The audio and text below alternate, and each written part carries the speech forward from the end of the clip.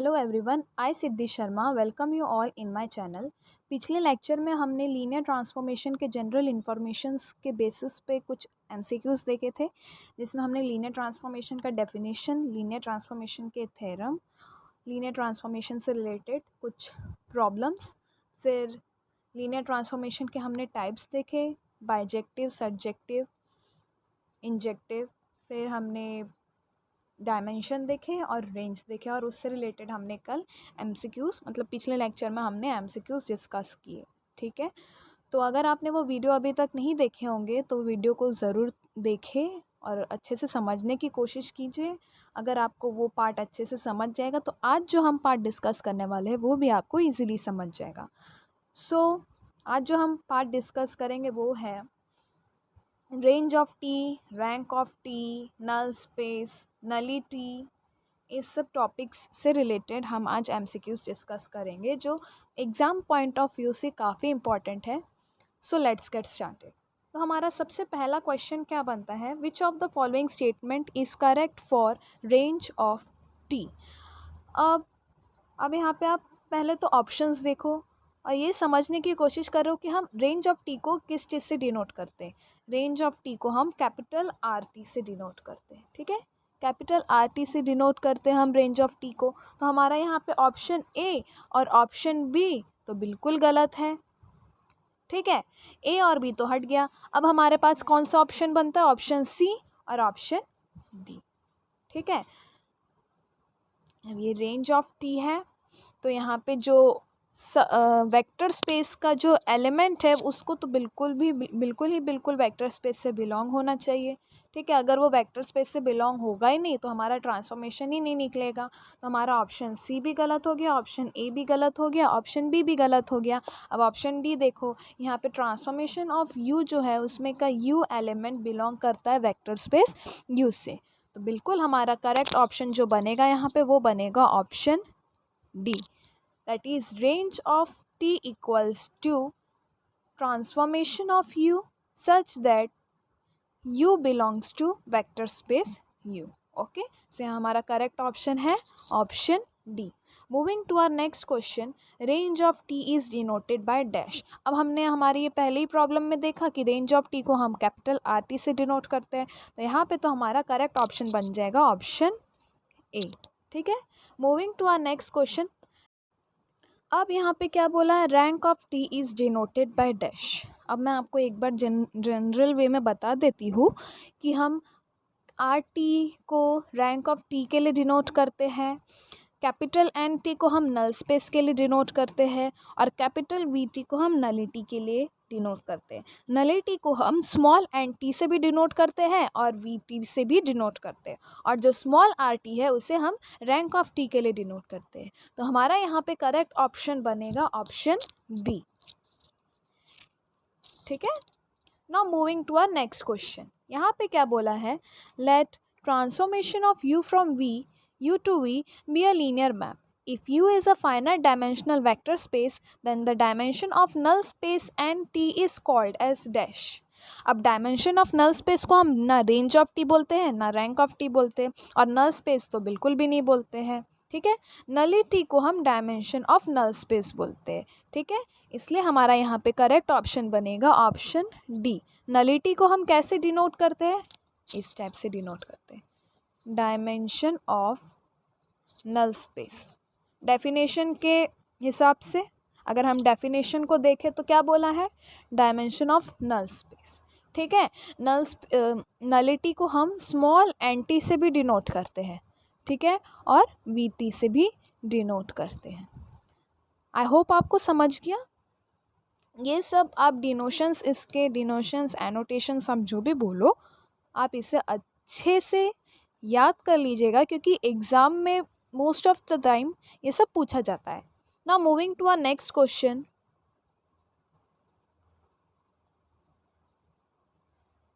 यहाँ पे क्या बोला है, let transformation u to v be a linear map, which of the following is or are correct statement.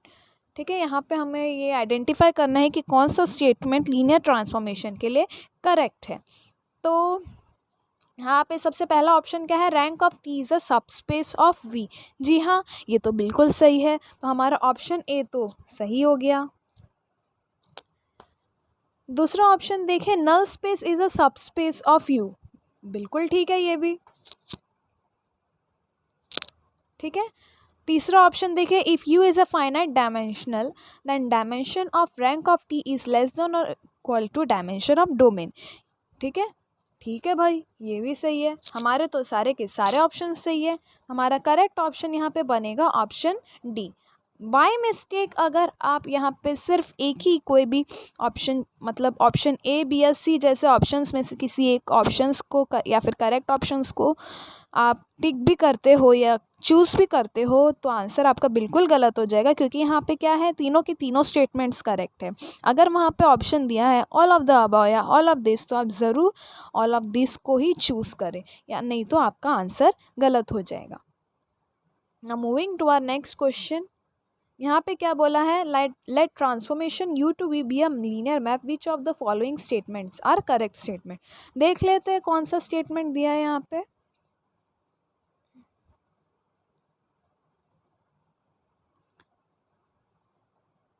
ये देखिए, यहाँ पे क्या बोला है, if T is 1 1 and u1 u2 un are linearly independent vectors of u, then tu1 tu2 to tun are linearly independent vectors। Okay, ये statements तो correct है, क्योंकि हमने डेफिनेशन ही देखा है इसका, ये थ्योरम है लीनियरली इंडिपेंडेंट वेक्टर्स का।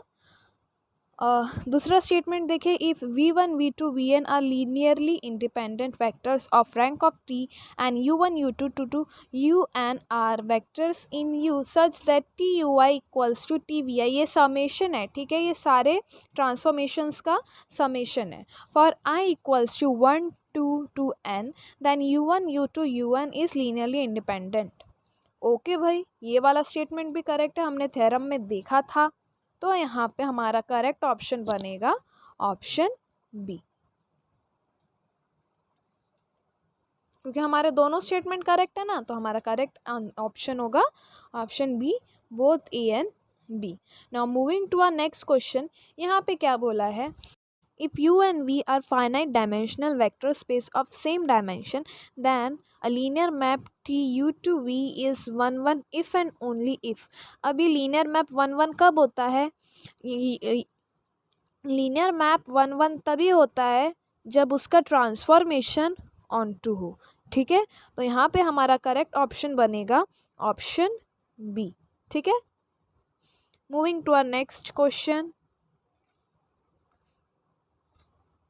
Dimension of r of t plus dimension of n of t equals to dash. ठीक है, अब ये dimension of r of t क्या है, dimension of rank of t plus dimension of null space of t। तो इसका answer क्या होगा हमारा, dimension of domain. Addition of dimension of rank of t and dimension of null of t is always the dimension of the domain। तो हमारा यहाँ correct option बनेगा option C. Moving to our next question, nullity of t is also called as. Nullity of t को हमने previous question में देखे थे कि नलिटी ऑफ t को हम और दो नोटेशन से डिनोट करते हैं, कौन से डायमेंशन ऑफ नल स्पेस और dimension of kernel of T. ठीक है, तो हमारा यहाँ पे ए भी करेक्ट है, बी भी करेक्ट है। अब दोनों के दोनों ऑप्शन करेक्ट है, तो हमारा करेक्ट ऑप्शन क्या बनना चाहिए, option C, both A and B. ठीक है, I hope you are getting it. अगर आपको नहीं समझ रहा है तो आप कमेंट बॉक्स में लिखिए आपको कौन सा पार्ट नहीं समझ रहा है, मैं आपको ज़रूर वो चीज़ एक्सप्लेन करने की कोशिश करूँगी। Now moving to our next question, the set of all vectors u in v such that t of u is equals to 0 is called as dash. तो ये तो हमारा नल स्पेस का डेफिनेशन हो गया कि ट्रांसफॉर्मेशन u अगर हमारा 0 आता है तो वो क्या हो जाता है, नल स्पेस हो जाता है या फिर कर्नल ऑफ t हो जाता है। तो हमारा यहाँ पे करेक्ट ऑप्शन क्या बनेगा, ऑप्शन ए। ठीक है, moving to our next question.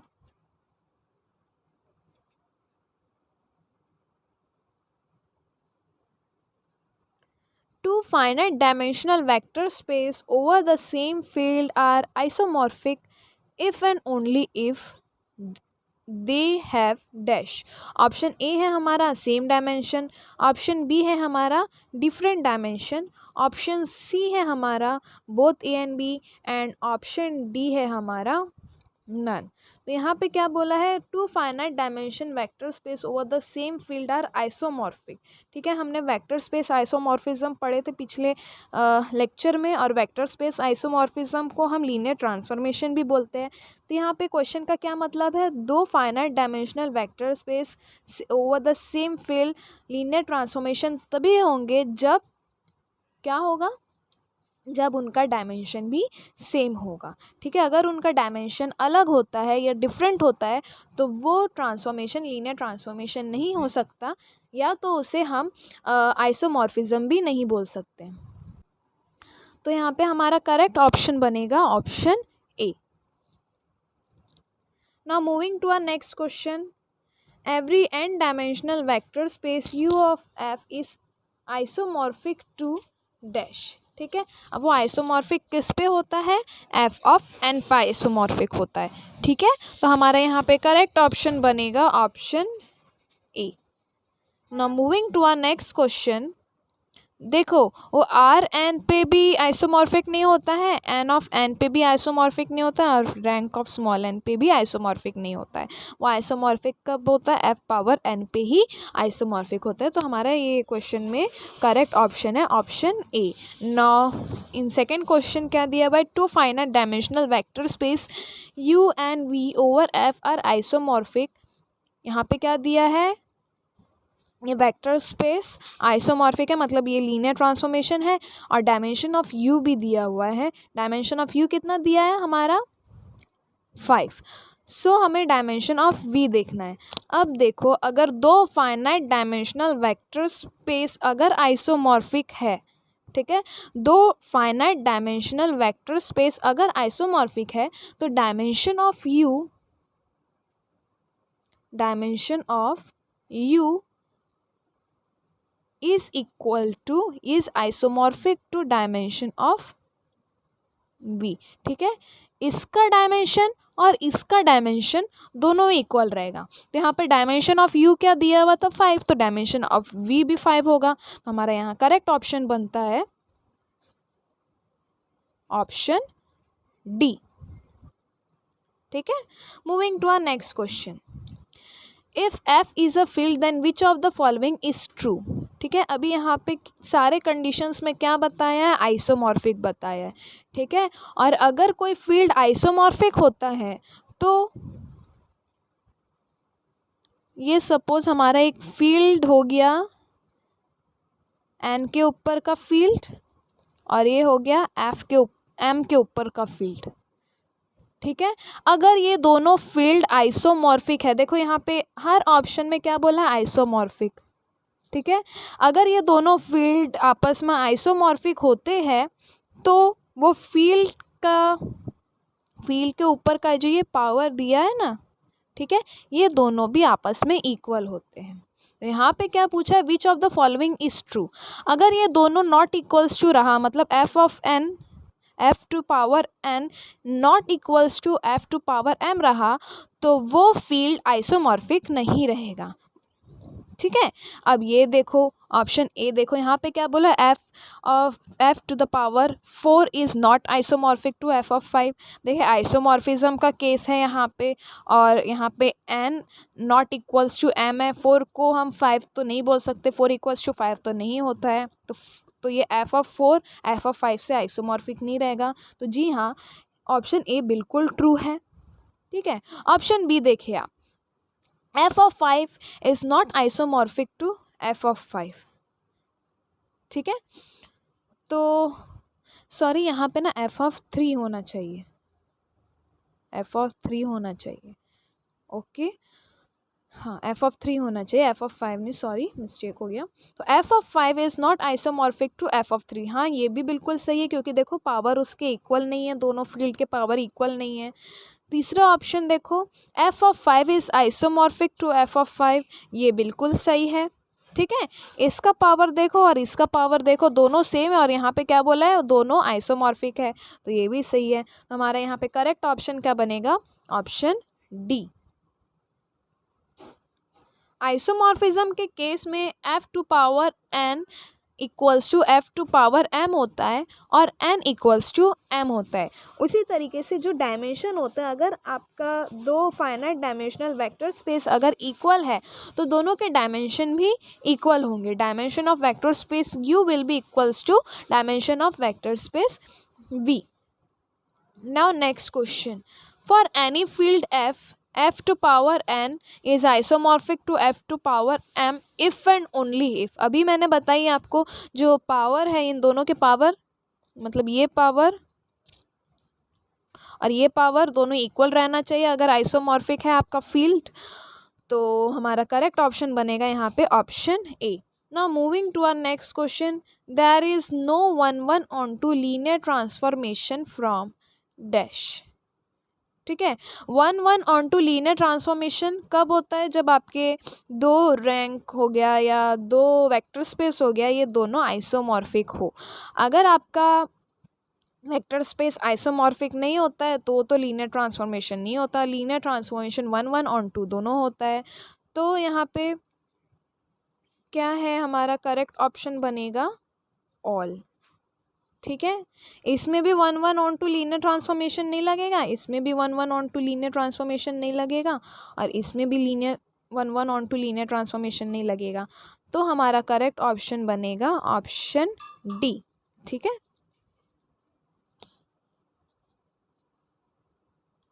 Now moving to our next question.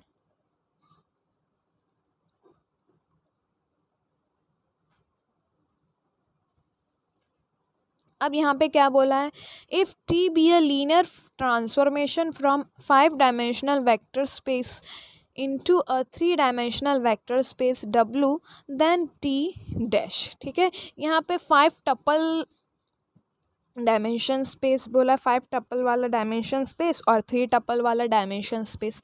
अगर आपका लीनियर ट्रांसफॉर्मेशन बड़े टपल से छोटे टपल पे जाता है तो हमारा ट्रांसफॉर्मेशन कौन सा ट्रांसफॉर्मेशन बनता है, ऑन टू ट्रांसफॉर्मेशन बनता है।